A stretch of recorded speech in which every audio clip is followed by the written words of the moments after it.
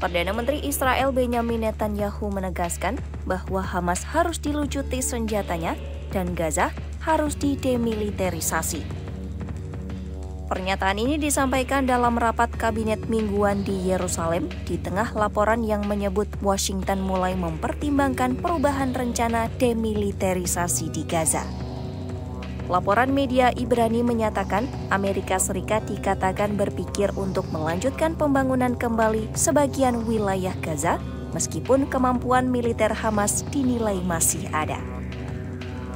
Menurut pelaporan, Gedung Putih mempertimbangkan untuk tidak lagi menjadikan pelucutan senjata sebagai syarat utama karena sulitnya membujuk negara lain untuk mengirim pasukan yang akan melaksanakan tugas demiliterisasi. Dalam komentarnya, Netanyahu menegaskan non-demiliterisasi di Gaza tidak akan terjadi. Ia menyatakan Gaza akan didemiliterisasi dan Hamas akan dilucuti dengan cara mudah atau cara yang sulit. Pernyataan ini muncul menjelang pemungutan suara di Dewan Keamanan PBB yang akan membahas rancangan resolusi rencana 20 poin Presiden AS Donald Trump mengenai Gaza. Rancangan tersebut menyatakan bahwa jalur menuju negara Palestina hanya mungkin bisa dibahas setelah perdamaian di Gaza terwujud dan setelah otoritas Palestina melakukan reformasi menyeluruh. Media Ibrani menyebut Israel melakukan lobi intensif kepada AS dan negara lain untuk melemahkan bahasa resolusi yang menyinggung soal kenegaraan Palestina. Dalam konferensi pers pada 29 September, Netanyahu mendukung rencana 20 poin Trump. Rancangan tersebut mencantumkan beberapa langkah, yakni pelucutan senjata Hamas, demiliterisasi Gaza, rekonstruksi wilayah, serta penyerahan pengelolaan wilayah itu kepada pasukan stabilitas internasional dan pemerintahan Palestina yang disebut apolitis.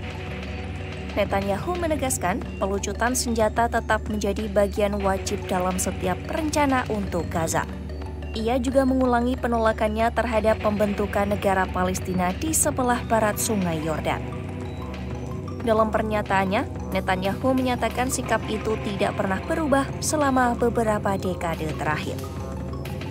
Ia menegaskan tidak membutuhkan bala bantuan atau ceramah dari siapapun di tengah dorongan mitra koalisi sayap kanan yang memintanya untuk lebih menekankan penolakan terhadap konsep negara Palestina.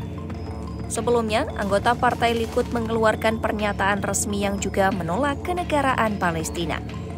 Melalui platform X, Menteri Luar Negeri Gideon Sa'ar menyebut Israel sedang berkonflik dengan 3 pihak, yaitu Hamas di Gaza, Hizbullah di Lebanon, dan Houthi di Yaman.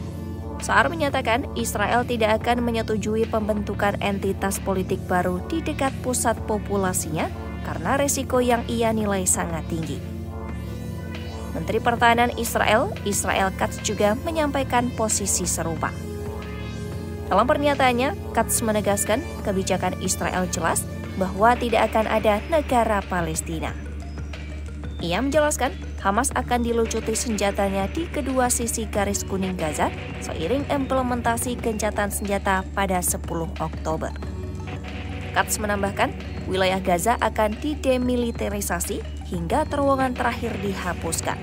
Menurut pernyataannya, pelucutan senjata akan dilakukan oleh IDF di daerah yang dikuasai dan oleh pasukan stabilitas internasional atau IDF di wilayah yang disebut Gaza Lama.